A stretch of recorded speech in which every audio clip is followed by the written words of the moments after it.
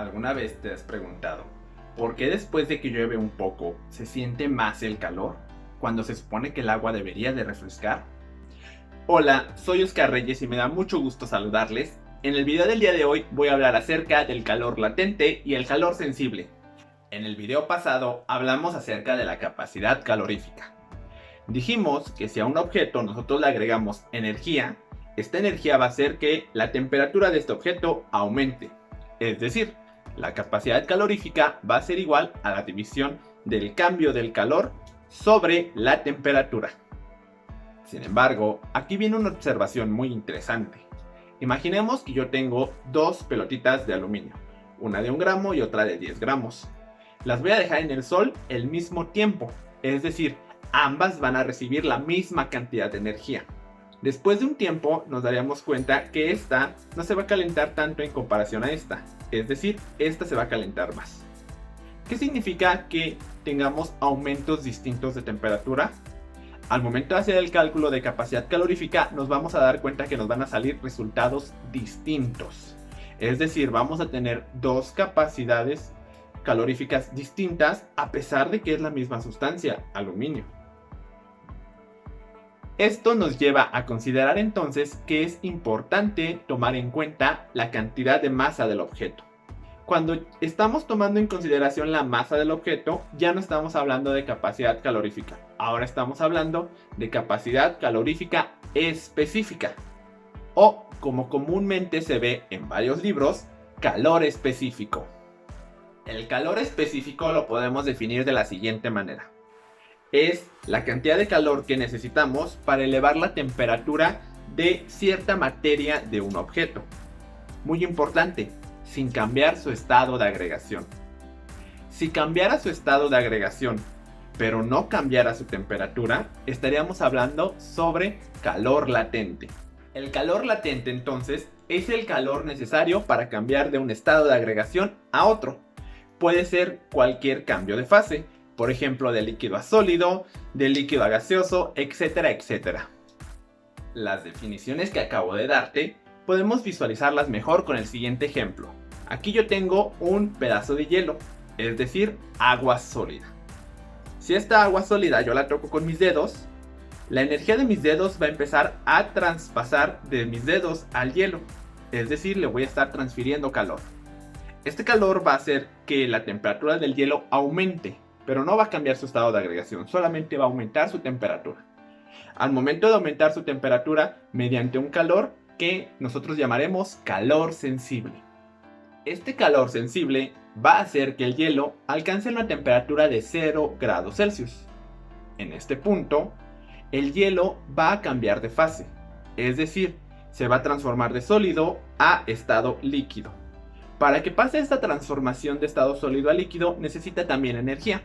Sin embargo, esta energía ahora la vamos a llamar calor latente. Más específicamente, calor latente de fusión. Y así es como obtenemos agua. Esta agua está un poco fría. Yo al momento de tocarla con mis dedos o al estar en contacto con el ambiente, empezará a absorber energía y va a aumentar su temperatura. Puede aumentar su temperatura bastante hasta llegar a los 100 grados Celsius. En este punto va a necesitar más energía para cambiar su estado de agregación, es decir, pasar de líquido a gas. En este punto, esta energía o este calor lo llamamos calor latente de evaporación. Y así es como obtenemos vapor de agua que está a nuestro alrededor. Y este vapor de agua va a estar a 100 grados Celsius. Puede seguir absorbiendo la energía del ambiente y subir su temperatura, o en su defecto, liberar energía y regresar a estado líquido. Esta liberación de energía hace que el ambiente se sienta más cálido, más caliente. Necesitamos todavía más agua para poder refrescar el ambiente. El ejemplo que acabamos de explicar podemos visualizarlo mejor con la siguiente gráfica. En esta gráfica tenemos en el lado de las Y la temperatura en grados Celsius. En el eje de las X podemos observar el estado de agregación de la sustancia problema, en este caso agua. Podemos ver cómo la gráfica comienza en menos 40 grados Celsius con agua sólida. Podemos ver que es necesario un calor sensible para aumentar la temperatura de este sólido, hasta llegar a 0 grados Celsius. En este punto ocurrirá un cambio de fase, de sólido a líquido, es decir, necesitamos un calor latente para lograr este cambio. Este calor latente, como podemos ver en la gráfica, no va a aumentar la temperatura del agua, simplemente va a cambiar el estado de agregación. Una vez que tenemos agua a 0 grados Celsius, necesitamos un calor sensible para aumentar su temperatura, desde 0 grados Celsius hasta 100 grados Celsius. Una vez llegados a 100 grados Celsius, necesitamos otra vez un calor latente para cambiar el estado de agregación del agua de líquido a gas y obtener un gas a 100 grados Celsius, que si queremos subir la temperatura también necesitaríamos un calor sensible. El calor específico de una sustancia lo podemos representar con la siguiente fórmula.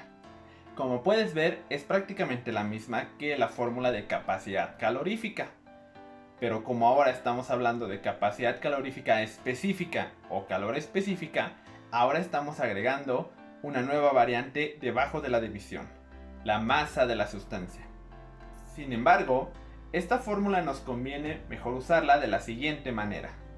Conviene más usar esta fórmula debido a que sí podemos calcular el calor sensible de una sustancia. Una vez que lo despejamos de esta manera, podemos ver entonces que el calor sensible va a ser igual a la multiplicación del calor específico por la masa por el cambio de temperatura. Aquí, el calor específico de la sustancia podemos sacarla de diferentes tablas.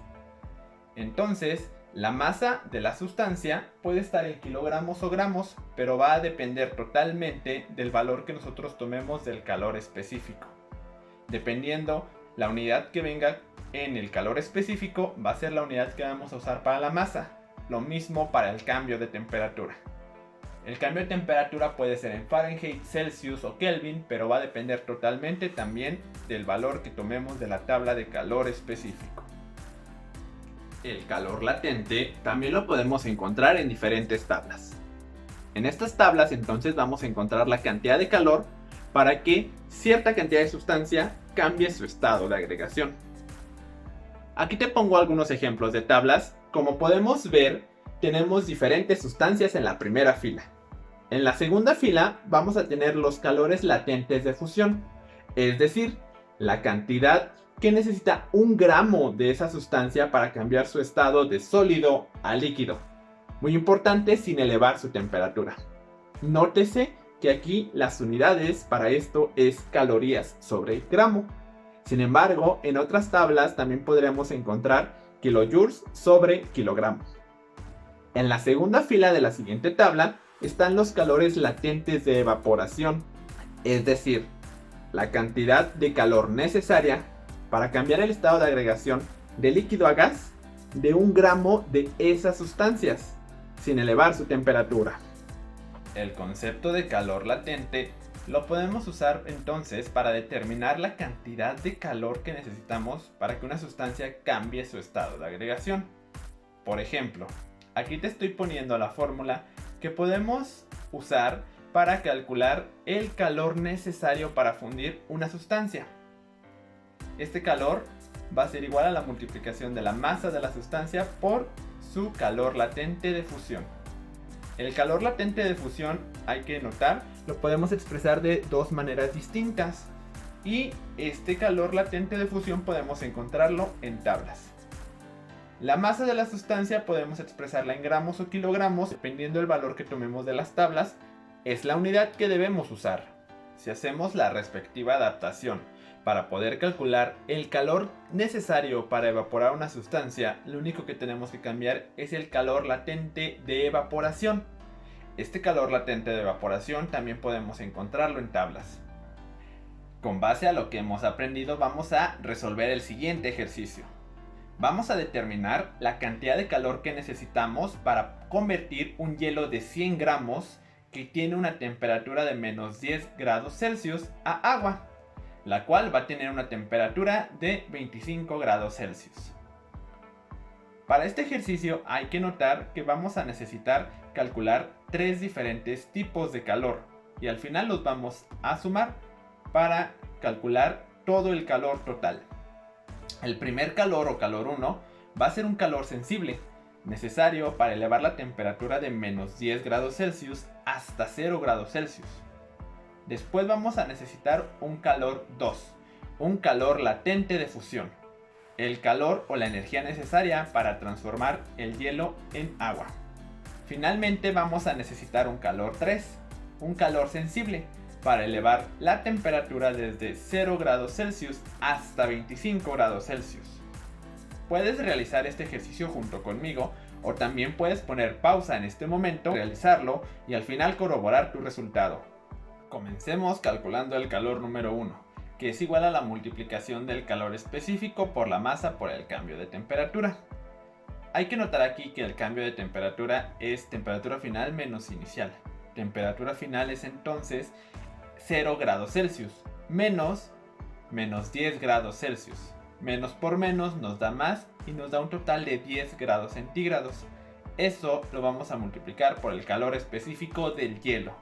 Aquí es muy importante porque nos puede causar confusión si es el calor específico del agua y el hielo. Es la misma sustancia, sin embargo, como está en estado de agregación distinto, es un calor diferente. En este caso es 0.5 calorías por cada gramo por cada grado Celsius.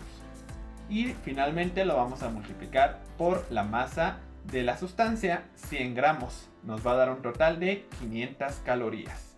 Pasemos ahora al calor número 2, el cual es un calor latente de fusión. Es decir, vamos a transformar el agua sólida en agua líquida. ¿Cuánto calor vamos a necesitar?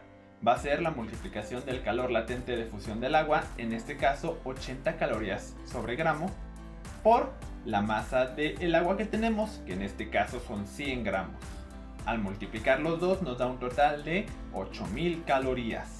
Vamos a calcular el último calor, el calor 3 o el calor necesario para elevar la temperatura del ahora agua de 0 grados Celsius hasta 25 grados Celsius. La temperatura final, 25 grados Celsius, le vamos a restar la temperatura inicial, 0 grados Celsius.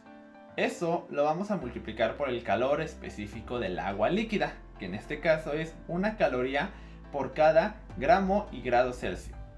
Y finalmente lo multiplicamos por la masa del agua que tenemos, en este caso 100 gramos, y nos dará un total de 2500 calorías. Finalmente vamos a sumar los 3 calores que ya calculamos. Hay que notar que los 3 calores los calculamos en la misma unidad, calorías, entonces no vamos a tener ningún problema al momento de sumarlos. Nos va a dar un total de 11.000 calorías. Dado que el ejercicio no nos está solicitando una unidad en específico de calor, podemos dejarlo así en calorías, pero bien, también podríamos transformarlos en joule o kilojoule. Por mi parte esto ha sido todo.